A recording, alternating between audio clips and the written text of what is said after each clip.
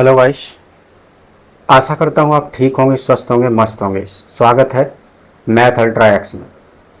तो आज हम बात करते हैं आज के वीडियो में एसआई, जो हमारा टॉपिक चल रहा है, जिसमें जो मेरा लास्ट टाइप चल रहा है समय पर आधारित प्रश्न। तो इस टाइप में मैंने इससे लास्ट वीडियो में मैंने 6 सवाल बता दिए थे। 6 तरह के सवाल बताए थे, यानी जो समय पर आधारित विभिन्न जितने भी टाइप होते हैं, सब टाइप जो हम तुम्हें सीरीज़ लेके चलते हैं, तो उसी हिसाब से ये भी चैप्टर पढ़ा रहे हैं। ठीक है, तो 6 सवाल बताए थे। तो आज हम नेक्स्ट कुछ सवाल और बचे हैं, तो ये आज लास्ट टाइप हमारा ये ख़त्म हो जाएगा। इसके बाद ये कुछ किस्त वाला टाइप रह जाएगा, तो उसके बाद फिर ये चैप्टर ख़त्म। उसके बाद डिस्काउंट स्टार्ट होगा। ठीक है, तो वीडियो को जिसने चैनल को सब्सक्राइब नहीं किया है, जो पहली बार है, तो कृपया चैनल को सब्सक्राइब करें, जिससे आगे आने वाली वीडियो का सही समय पर नोटिफिकेशन प्राप्त हो सके। तो चलते हैं। जैसे आज नेक्स्ट 7 सवाल है। यह 7 वर्षों का साधारण ब्याज मूलधन के कितना 56% के बराबर है, तो यह डैश के बाद मूलधन के बराबर हो जाएगा। तो देखो, जिससे पहले मैंने जो सवाल बता रहे हैं बस एक्सीलेटर से, ठीक है, फार्मूला बताओ, तो फार्मूला भी मैंने बता रखा है। ठीक है, तो हमने जैसा कि मैं लास्ट वीडियो में बताया, हर बार बताते हैं फार्मूला कुछ साधारण सवाल के लिए सही लगते हैं, और जब ने घुमा फिर बोले तो हमें कंसेप्ट पता होना चाहिए, और जो मैं तुम्हें हर सवाल को कंसेप्ट से ही करता हूँ। ठीक है, तो जैसे कि ये सवाल को बस समझना है, सवाल में कुछ नहीं, जैसे पीछे सवाल बताए सेम वैसा ही ये भी सवाल है। तो देखो, वो ये कह रहा है यह 7 वर्षों का साधारण ब्याज है ना, वो मूलधन के 56% के बराबर है। अगर मूलधन मानो 100 रुपया है, तो इसका 56% कितना हो जाएगा? 56 रुपये। ठीक है, तो हम इतना बड़ा डाटा माने क्या? हम 100 रुपये की जगह हम क्या मानते हैं? 1 रुपया मानते हैं। ठीक है, तो हमारे यहाँ एक्चुअली मूलधन हमारा क्या है? 1। कितने? 7 वर्षों में। कितना? इसका 56%। 1 का 56 कितना आ जाएगा? 0.5। ठीक है, और हमेशा इसका भाग, और जो हमने बताया 3 रुपये भाग इसका, और गुणा 100। 7 8 56 0.8। इसका मतलब कितना आ गया? दर यहाँ से निकले, क्यों वर्ष दे रखा है, दर नहीं दे रखी। इसका मतलब जो पहली बार आएगा वो दर निकल के आएगा, बताया था हमेशा। ठीक है, और ये डायरेक्ट ये मत सोचना ये हम घटाते थे, लेकिन ये क्या कह रहा है? साधारण ब्याज, यानी जो डायरेक्ट है वो क्या है? साधारण ब्याज है। तो यहाँ पर ये वही सेम है, क्वेश्चन मार्क, हमें नहीं पता है मिसदन कितना है। ठीक, तो ये दर 8% हो गई। अब वो क्या कह रहा है, सवाल समझो। अब हमें दर, अब वो कह रहा है यह डैश के मूलधन के बराबर हो जाएगा, यानी कितनी दर, कितने समय में मूलधन के बराबर। जब तक हमें दर नहीं पता लगेगी तब तक हम कैसे बताएं? तो दर हमने निकाल लिया 8% है, तो यही मूलधन 1 रुपया, और 1 रुपया के बराबर मतलब हो जाए, तो मतलब क्या कर रहा है? 1 रुपया, यानी जो 56 पैसे थे वो कितना? 1 रुपया करवाना चाह रहा है। तो एक, तो ये मतलब क्या है? ब्याज है। और यहाँ पर ये दर कितनी है? 8%, तो ये आएगा गुणा 100। 8 का भाग 12 8 96, तो 12 सही कितने बचे? 12 8 96, 4/8, 4 1 4, 4 दूनी 8, यानी 12 माह, वो सॉरी 12 वर्ष 6 माह। तो बहुत सरल सवाल है, और वीडियो पसंद आई हो तो लाइक कीजिए, चैनल सब्सक्राइब कीजिए, कमेंट। नेक्स्ट सवाल ये है, इसका आंसर बताइए जितनी जल्दी हो सके। अब तो कुछ सेकंड में होना चाहिए बस, ज़्यादा मेरे हिसाब से माइंड की स्पीड से होना चाहिए। और अब भी तुम माइंड की स्पीड इस तरह के सवाल नहीं कर पाओगे तो ज़िंदगी में कभी नहीं कर सकते। फिर तो बस फॉर्मूला ढूंढते रहो और कुछ नहीं होने वाला है। देखो, 1 रुपया, ये 8वां सवाल है। 1 रुपया है कितने? 8 वर्षों में। कितना हो रहा है? 40% के बराबर। 1 का 40% कितना हो गया? 0.04, और हमेशा भाग किसका? तो ये साधारण ब्याज हो गई, यानी ब्याज जो 3 रुपये 8, और गुणा 100। 8 पन्ना 40, यानी दर कितनी आ गई? 5%। इसीलिए अब ये 1 रुपया इसी के बराबर कराना चाहते हैं। 1 रुपया ब्याज, जो पहले ब्याज 40 पैसा बैठ रही थी, अब वो क्या चाह रहा है कि सेम वही दर हो, तो वो कितना समय लगेगा? तो इसके बराबर होने में, तो 1 रुपया। ठीक है, और हमेशा यहाँ कितना दर है 5%, तो बट्टे 5 और गुणा 100, 1/5 अर्थात 20 वर्ष। क्योंकि यहाँ दर रखी, इसका मतलब ये समय निकल के आएगा। तो कौन सा ऑप्शन है, बी ऑप्शन।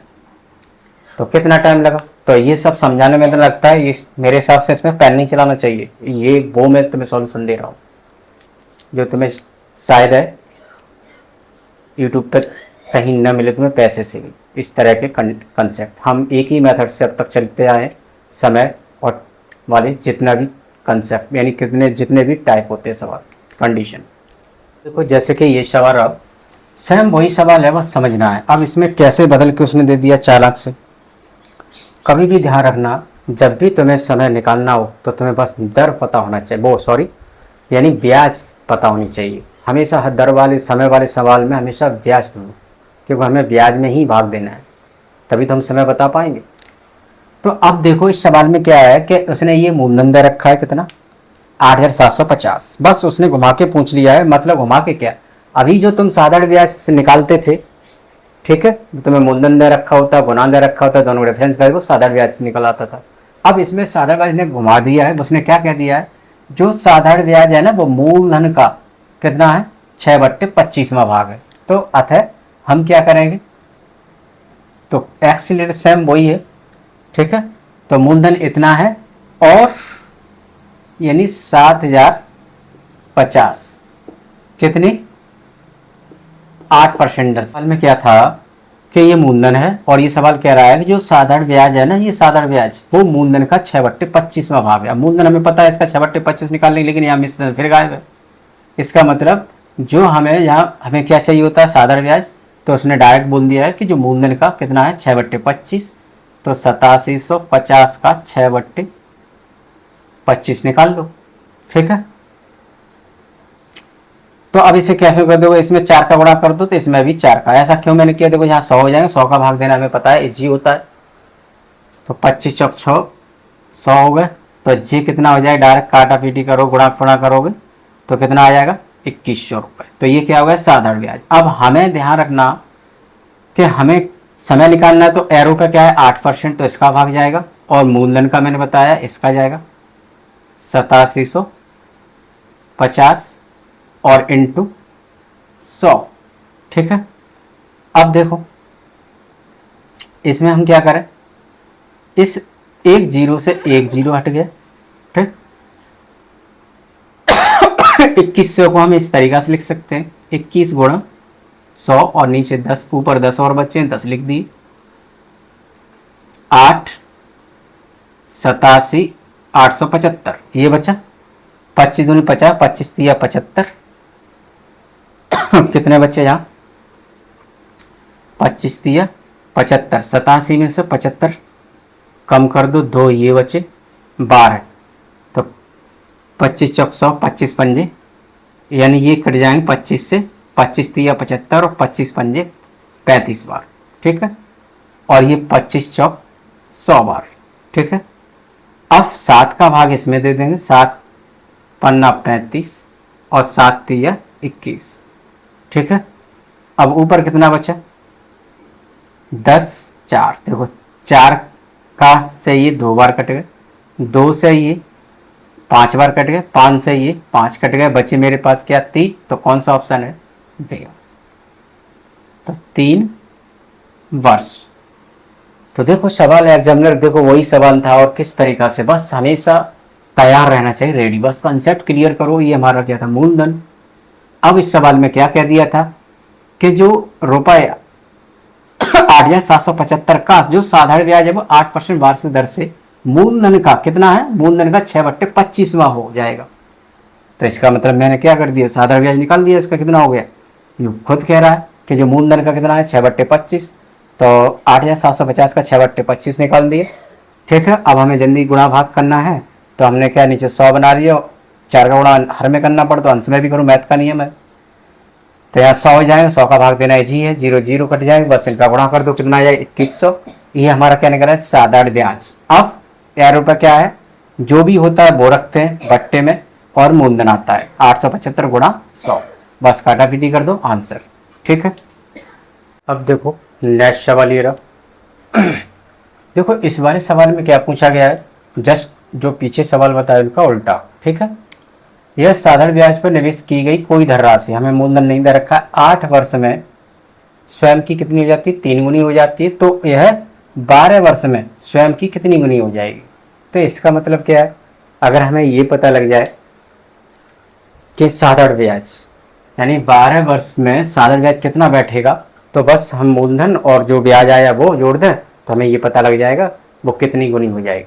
तो बस इस सवाल में बस यही ध्यान रखना है। तो पहले इसमें दर निकालना, दर नहीं है तो यहाँ से दर एक्सीलेटर से निकाल सकते हैं। इस तरह के सवाल में जस्ट उसका उल्टा पूछे तो कोई धनराशि हमने मान लिया 1 रुपया है, ये कितने 8 वर्ष में कितना हो रहा है 3। तो यहाँ से दर पता निकाल लें, साधारण ब्याज कितनी है 2 यूनिट बट्टे 1, 3 रुपये क्या है 8 गुणा 100 कितना आ गया 25%। दर कितनी आ गई 25% आ गया, 2 चौक 8, 4 का भाग 100 में दे दो 25%। ठीक है, ये इतना सब माइंड में करो।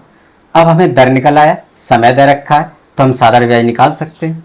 तो इसलिए ऐसा ही कितना हो जाएगा, तो मूलधन हमने 1 रुपया मान ही रखा है और दर कितनी है 25, समय कितना है 2 और बट्टे 100, 25 चौक 100, 4 तिया 12। तो हमें ये पता है ब्याज कितनी आएगी 3 आ गई। तो टोटल कितनी ब्याज प्लस मूलधन 4, तो इसलिए कितनी हो जाएगी 4 गुनी। ठीक है, तो अतः 12 वर्ष में कितनी हो जाएगी 4 गुनी, यानी 3 + 1 = 4। तो कौन सा ऑप्शन है। तो इस तरह का सवाल आ जाए तो बस एक्सीलेटर यूज करो, वहाँ से दरें पता कर लो, उसके बाद साधारण ब्याज का जो फॉर्मूला होता है बस वो लगा दो। ठीक है, अब देखते हैं जैसे कि नेक्स्ट सवाल ये रहा। तो इस टाइप का ये नेक्स्ट लास्ट सवाल है। सारी कंडीशन जितनी भी होती है सब कंप्लीट हो गई तुम्हारी, और ये प्रॉमिस करता हूँ इससे बाहर कोई भी दर का सवाल समय का सवाल पूछा जाएगा या गुनाह से रिलेटेड कोई भी सवाल पूछा जाएगा तुम्हारे इस टॉपिक से बाहर नहीं होगा, यानी इस टाइप से।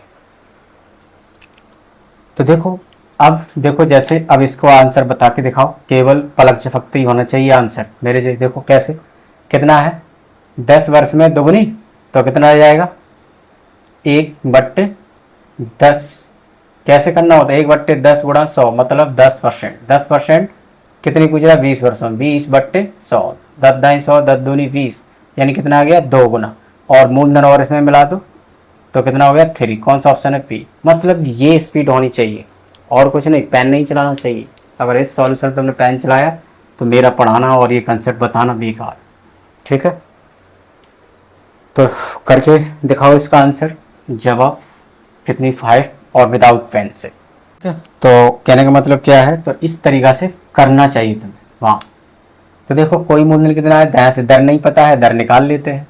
तो 1 रुपया है कितना 10 वर्ष के अंदर कितना हो रहा 2 गुना, तो ये मूल मिश्रधन हो गया। तो साधारण ब्याज कितनी हो जाएगी 1/3 रुपये जो कितना है 10, दर समय कितना वो मूलधन 1 रुपया है गुणा 100, 10 दाई 100 मतलब 10% क्या हो गई दर हो गई। तो इसलिए हमें क्या निकालना है साधारण ब्याज ऐसा ही। तो मूलधन कितना है 1 रुपया, दर कितनी है 10, कितनी वर्ष की पूछ रहा है 20 की, 20/100, 10 दाई 100 और 10 दूनी 20, यानी हमें ये पता है। अब यहाँ मूलधन उसने क्या दे रखा है P, तो अब तुम चाहो तो यहाँ 1 की जगह क्या कर लो P दे दो, तो यहाँ भी P आ जाएगा। तो बात समझ में आ गई, ये भी P आ जाएगा। ठीक है, तो 10P हो जाएगा। इस तरीक़ा से यहाँ पर क्या आ जाएगा 2P आ जाएगा। बात समझ में आ गई, तो उससे कोई फ़र्क नहीं पड़ता है। तो यानी ब्याज इतना बैठा 2P और मूलधन कितना है P, तो 2P और 1P कितना हो गया, तो 2P और प्लस P कितना हो गया 3P। तो कौन सा ऑप्शन सही है सी। तो मतलब ये होनी चाहिए स्पीड, जैसे मैंने बताया। अगर ऐसे नहीं करके आ पाए तो मेरा पढ़ाने का मतलब ही नहीं है, और कर वही नहीं पाएगा जो ढंग से और ध्यान से मेरी वीडियो नहीं देख रहा है, या शुरुआत से मेरे जितना मैंने परसेंटेज पढ़ाया वो नहीं देखा है। जिसने भी देख लिया है तो वो औरों से कम 10 गुना तेज होगा इस सॉल्यूशन, ये प्रॉमिस है। तो मिलते हैं नेक्स्ट वीडियो में नेक्स्ट लास्ट टाइप के साथ। तो तब तक के लिए नमस्कार।